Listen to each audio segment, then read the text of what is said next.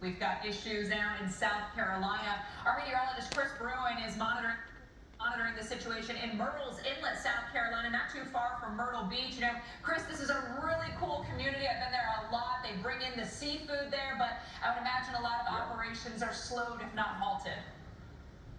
Yeah, I would say about half of the restaurants here on the Marsh Walk in Myrtles Inlet are closed when they would typically be open, especially for people here on vacation. We met many people yesterday that just got in town this past weekend and are planning on being here the entire week, and they're going to be dealing with weather like this. Yesterday it was kind of business as normal. Today you can clearly see a difference. The weather has been a lot more intense. We've had squalls that have come in. The saving grace has been, they've been periodic. We've had breaks. It hasn't been a persistent thing yet, and it hasn't trained. We haven't seen those training bands. They've been moving up the coast. Yeah, they put down a lot of heavy rainfall, but they're moving, which is good. I want to show you around a little bit. You know, there are a few places open for lunch today, but a lot of people were taking some of their boats out of the water, and then other ones are just kind of docking them, and they're obviously not running business today. It's just too rough and choppy.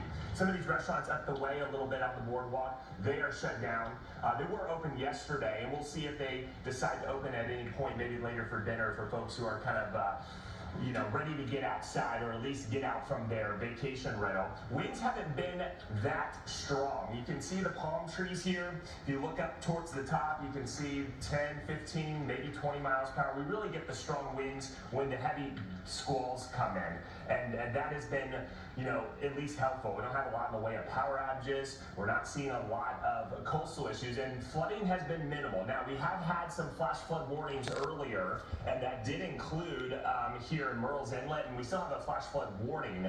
But even driving from Myrtle Beach south to Myrtles Inlet, there's a few areas of standing water in the low spots, but it's very manageable. And again, if we get a squall to come through the last 10-15 minutes, might cause some minor flooding, but then it lightens up like this, we're going to be okay, but that may not be the case this entire week. In fact, we expect these broken squalls throughout the rest of today, but we've got to watch the potential for severe weather, and some of those storms could still penetrate the Grand Strand area and even into eastern North Carolina. In fact, take a look down towards Garden City. That's the beach right there, just beyond the marsh.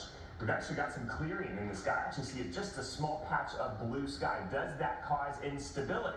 Because if that does, we could see more intense squalls come through. But it's a very idyllic scene. Myrtles Inlet is a beautiful spot. It's known to have some areas that flood. In fact, I've seen some video from earlier today where we did have some flooding, but I think with these lulls, some of that is able to recede. It's not persistent. So far, I would say we're doing well. There's a big noticeable shift, though, from yesterday to today. The beaches in Myrtle Beach. In fact, if we had that tower cam in Myrtle Beach, I would love to take a look at it.